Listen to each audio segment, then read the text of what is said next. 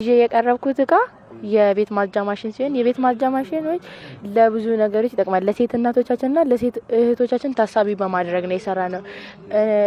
ሴት እናቶቻችንና ሴት እህቶቻችን በበሽታ ተጋላጭ ይሆናሉ። ቤት በሚያጸዱበት ሰዓት የአስም በሽተኛ ተጋላጭና የሌላም በሽተኛ ተጋላጭ ይሆናሉ እና ህጻናቶችም ተጋላጭ ይሆናሉ።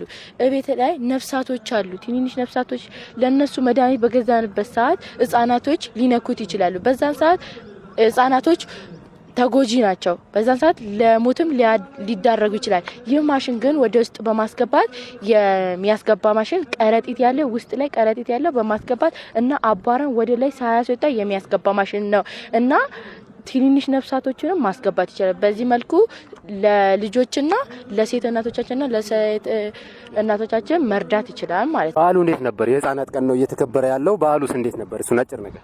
በዓሉ በጣም ደስ የሚል ነገር ነው እና ድጋፍ የሚሰጥ ነገር ነው። ወደ ትልቅ ደረጃ የሚያደርስ ነገር ነው ብዬ አስባለሁ። ስሜ ማኑኤል ልጅን ይባላል። በዓሉ እንዴት ነበር? የህፃናት ቀን እየተከበረ ነው። እንዴት ነበር በዓሉ? በዓሉ በጣም ደስ ይላል።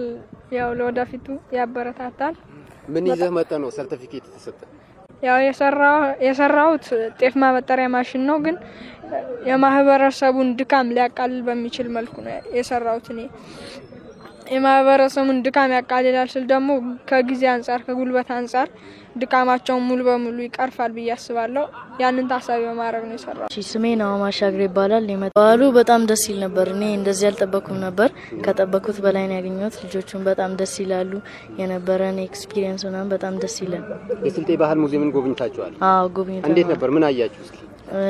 በጣም ደስ ይላል። ያው ውስጥ ያለው አዳራሹ፣ ፕሮግራሙ፣ አቀራረቡ ሁሉም ነገር በጣም ደስ የሚል ነበር። ምን ይዘህ ነው የቀረብከው የፈጠራ ስራ? እስኪ ይዤ የቀረብኩት የፈጠራ ስራ የዘመናዊ ቆሻሻ መጣያ ሲሆን ሰው ቆሻሻውን አምጥቶ ሲያሳየው በራሱ የሚከፈት ማለት ነው እና እሱን በሚያሳይበት ጊዜ ያለምንም ቆሻሻ ንክኪ በንጹህነት በራሱ ይከፈታል ማለት ነው። እሱን ነው የሰራሁት።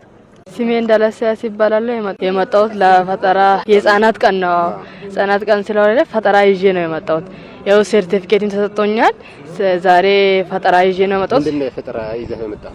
ቡና መፍጫም አለ፣ ቤት መወልወያ ማሽንም አለ፣ ደግሞ ኳስ ማንፊያም አለ። ኳስ ማንፊያ እነዚህ ነው ይዤ የመጣሁት። በዓሉስ እንዴት ነበር? በጣም ጥሩ ነው በዓሉ። በጣም አሪፍ በዓል ነው። ደመቅ ያለ በዓል ነው። አሪፍ በዓል። የባህል ሙዚየም ጎብኝታችሁ ነበር አይደል? የባህል እቃ ያለበት ሙዚየም። ሁሉንም ምን አየህ እዛ? ጥሩ ነው። በጣም አሪፍ ነው። በቃ ያሲን ከብደላ ባላል እሺ። የቀረብኩት ሁለት አይነት ማሽን ነው። አንዱ በትምህርት ሲሆን ሌላኛው በአግሪካልቸር ነው።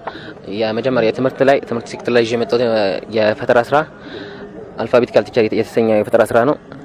እሱ አልፋቤት ካልቸር በላይት ሲስተም የፊደል ዘሮችና የፊደል አይነቶችን ለመለየት የሚያገለግል የፈጠራ ስራ ነው። ተማሪዎች በቀላሉ ፊደሎችን እንዲለዩና በለጋ እድሜያቸው ፊደሎችን እንዲያውቁ የሚያደርግ ማሽን ነው ማለት ነው።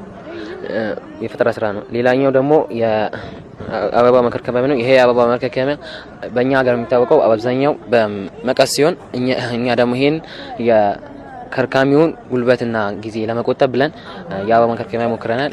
የህፃናት ቀን ዛሬ በጣም ደስ በሚል አከባበር ነው የተከበረው። ይሄ ማለት ደግሞ እኛ ያለንን መብትና እኛ ያለንን ተቀባይነት የምናይበት ወቅት ነው። ይሄ በዚህ ሰዓት ህፃናቶች የራሳቸውን ተሰጥኦ የሚያወጡበት ክህሎታቸውን የሚያወጡበት ሰዓትና ጊዜም እንደሆነ የሚያሳውቅ ባህል ነው።